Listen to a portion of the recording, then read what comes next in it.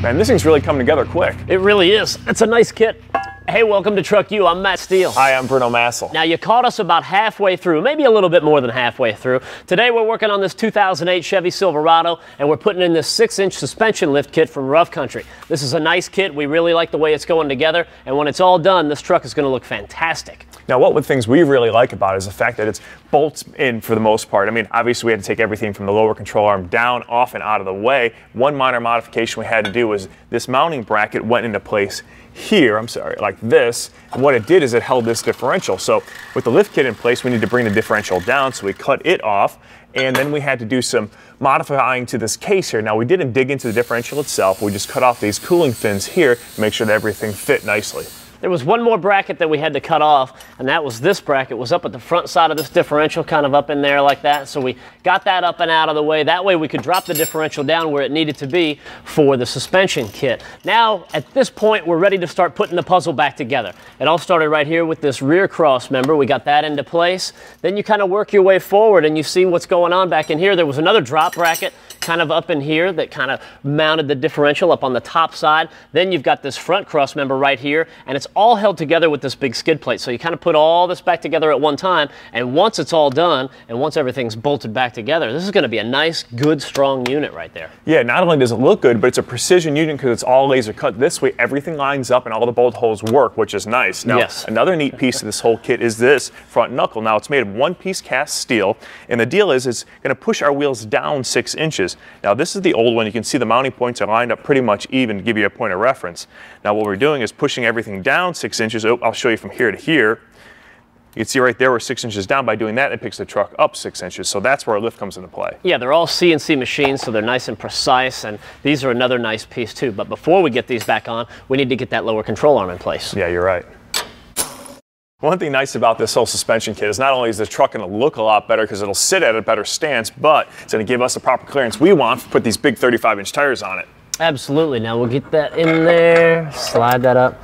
Let me get this started. That way it doesn't fall on us and we don't get any little surprises. All right, that's good. It? Yep, okay. That's not going anywhere. Now, one thing you'll notice, we went ahead and put on our hub assembly onto the steering knuckle. Now, keep in mind that you want to have the proper orientation, because if you don't, well, when at the end of it, you're going to have to take it all apart and put it on the correct way. What we want is the ABS to be up on top, our adapter there, and our dust shield to be the front so our brake assembly can get on the back. Now, when you're tightening down this whole knuckle assembly, basically on the top and the bottom, you've got 2 ball joints. Now, if you're lucky, they'll seat themselves and everything will be fine and you can tighten them right up. But if that's not the case, you might have to just apply a little bit of pressure right there. That's just going to make life a little bit easier. And that way you can just zip it up and it won't spin out of control on you. All right, I got it, man.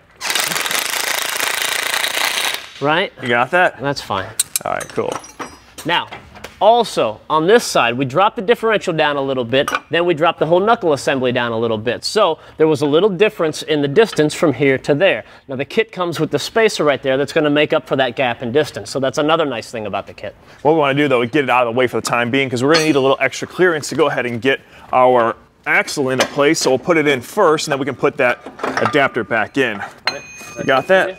Yeah. And one thing to keep in mind, a little tip for you guys, anytime you're using stuff with suspension, you want it to stay nice and tight. So put a little thread locker on the bolt and make sure you tighten it down to the appropriate spec, because last thing you want is suspension coming apart. That can get ugly quick. Words to live by. Okay, so what we're doing is putting the torsion bar back into place. Now, most people don't realize that on most of your IFS four-wheel drive trucks, you don't run a front spring. Instead, you run a torsion bar. The way this works is you use a key like this, put it on the back side of it, and what you're doing is putting a twist into the torsion bar, and that's going to give us your spring. So by this little adjustment here, it's got a set screw, it's going to push up on it, put a twist on or a preload, and that's where you're going to get your spring effect from. Now, what we're trying to do, though, is compensate for our lift kit with these little brackets. Exactly. What we're trying to do is maintain the factory geometry and the factory ride. That way it's going to be nice and comfortable going down the road when we're sitting on the bigger tires. Now, we've already dropped the whole front down a couple inches, so we need to drop everything back down a couple inches back here as well. Now, when we started tearing everything out of here and taking things apart, we were very careful to mark a couple things. Most notably right here, we wanted to mark this where these torsion bars went in. We marked that with some white grease pen right there. We also marked it on the back because there's a slot or a groove right back here, which we marked. That way when this all goes back together, we know where to set this. So we know that everything's going to go back where it needs to go. Yep.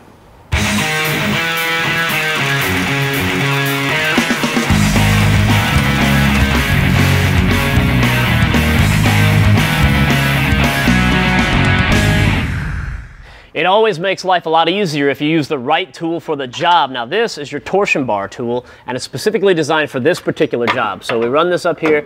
There's a little groove up on top that we can get that top nub into. That way it's not going to roll around on us.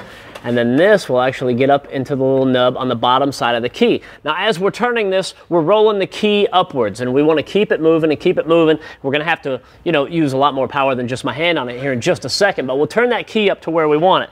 Once we get the key where we want it, we take this little piece, and this will slide in right there into that opening. And that'll hold the key in place, and then when it's all done, we'll slide this bolt up in there, and that'll hold everything together. Now, there's a lot of pressure and a lot of tension in here, so it's always a good idea. Keep your fingers out of that hole, because if something does break loose, it's no match, or your finger's no match for that key when it comes slamming down. And speaking of things going wrong, I mean, that's a pretty good little C-clamp right there. Wow. It's not a cheapy one, and that's exactly what can go wrong.